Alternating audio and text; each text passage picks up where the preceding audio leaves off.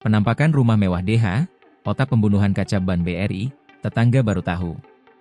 Rumah yang ditempati Dwi Hartono, salah satu otak penculikan dan pembunuhan kepala cabang, Kacab, Ban BUMN Muhammad Ilham Pradipta, 37, tampak sunyi tanpa aktivitas pada Rabu, 27 Agustus 2025.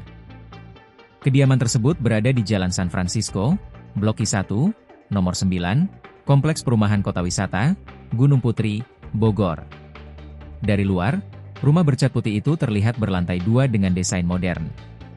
Pagar besi berwarna emas setinggi sekitar 3 meter membatasi halaman dengan jalan utama.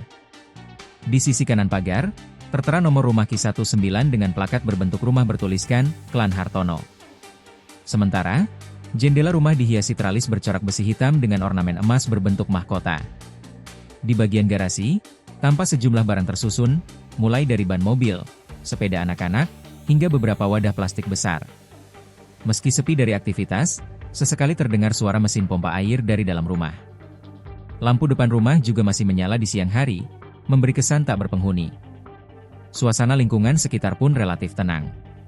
Tidak ada aktivitas warga di sekitar rumah, hanya lalu lalang kendaraan umum dan pekerjaan konstruksi dari satu rumah tetangga yang sedang dibangun.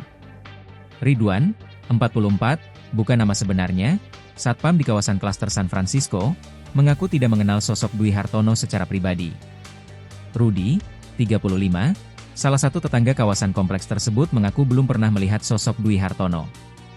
Ia mengaku baru mengetahui bahwa rumah Ki-9 dihuni Dwi Hartono setelah kasus penculikan dan pembunuhan Kacab Ban BUMN ramai diberitakan. Menurut Rudi, aktivitas yang lebih menonjol justru berasal dari rumah di sebelah Ki-9, yakni Ki-8, yang masih terhubung dengan kediaman Dwi Hartono. Rumah tersebut dikenal warga sebagai tempat usaha bimbingan belajar, bimbel, bernama Guruku. Bimbel tersebut milik Dwi Hartono.